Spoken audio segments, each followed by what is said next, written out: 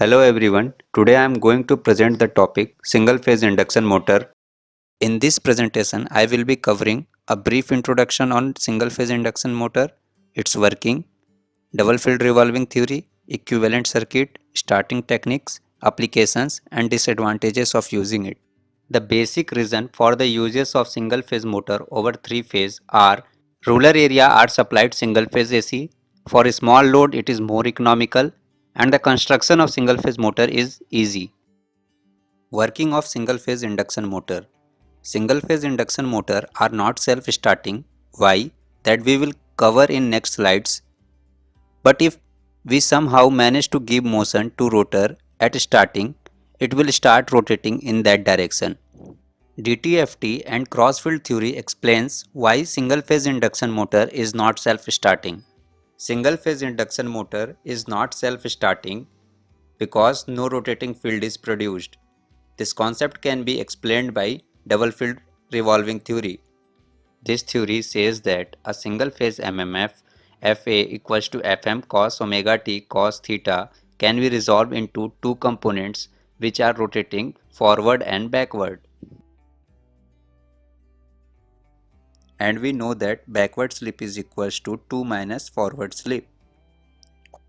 Based on this, if we design circuit for forward and backward rotating MMF, the forward has slip S and the backward has slip 2 minus S. So the current for these forward and backward circuit will be IF and IV. And we know that slip at starting is 1. Keep slip S equals to 1 in both the expression. What you will get is both magnitude and angle of forward and backward current are equal. Since both forward and backward current are equal at starting, the net torque produced at starting will be 0. So therefore single phase induction motor is not self-starting. You can pause the video and see this theory.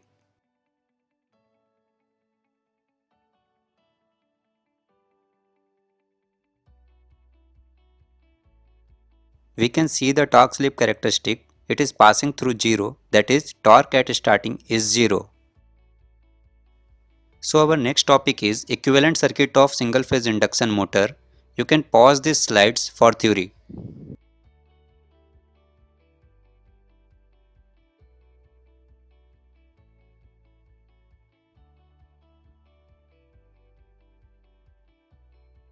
Equivalent circuit referred to stator winding is something like this. R1 is stator winding resistance, X1 is stator leakage reactance, X2 dash is rotor leakage reactance referred to stator, R2 dash is rotor resistance referred to stator, X5 is stator magnetizing reactance. Now since X5 and X2 dash R2 dash are in parallel, the voltages across them will be equal. Dividing by 2 on both sides, we can say that midpoint will also have same potential and the point having same potential can be short circuited.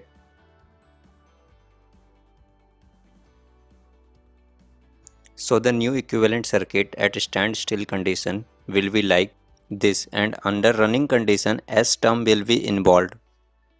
One part is for forward MMF and other part is for backward MMF. So that was equivalent circuit of single phase induction motor. For the production of rotating magnetic field, two conditions should be satisfied. The first condition is at least two phases should be there with phase difference of 90 degree, and second condition is space displacement between them should be 90 degree. Starting methods. In all the methods, we have to fulfill the condition required for the production of rotating magnetic field. The very first starting technique is resistance start method. In resistance start method, the auxiliary winding is also called start winding because it is specifically connected to start the motor and it will be disconnected under running condition. We disconnect auxiliary winding by mean of centrifugal switch at 75% of rated speed. By connecting auxiliary winding at 90 degree to main winding, we have fulfilled the condition of space displacement. Now we will see how to create phase difference between two phases for the production of rotating magnetic field.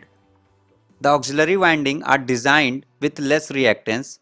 By doing this, the X by R ratio of auxiliary winding becomes less than the X by R ratio of main winding. That is, the power factor angle of auxiliary winding is less than the power factor angle of main winding, and hence we create the phase shift between the two windings. By this, we have fulfilled both the conditions required for the production of rotating magnetic field, and hence the starting torque will be non-zero. This method of starting single phase induction motor is the cheapest method as we are not using any capacitor.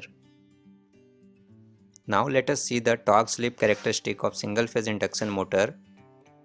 The torque speed curve is something like this. It starts from 0, but due to the presence of auxiliary winding, it will have some starting torque, but it will be disconnected at 75% of rated speed. Hence the curve will be like this. We disconnect the auxiliary winding due to the resistance losses in it.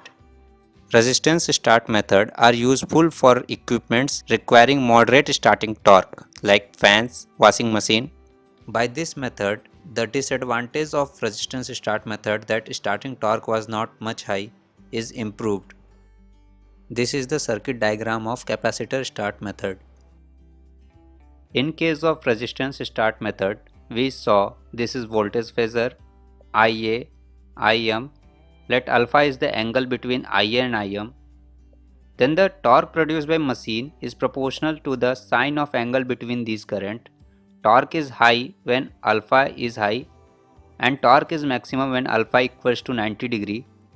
But for the auxiliary winding current to be leading the voltage, we need a capacitor. That's why we introduce capacitor in series with the auxiliary winding to achieve a phase shift of 90 degree between the currents, and hence we achieve high starting torque. Coming to torque slip characteristic of capacitor start method, first we will draw for normal induction motor, and now for capacitor start method. There will be high starting torque and the centrifugal switch will be closed at 75% of rated speed. After that it will follow the normal curve.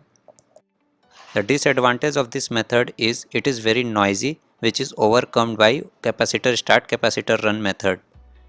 Application of capacitor start method are refrigerator, air compressor, etc. Capacitor start capacitor run motors have advantage that it is vibration free and its application are in hospitals, school.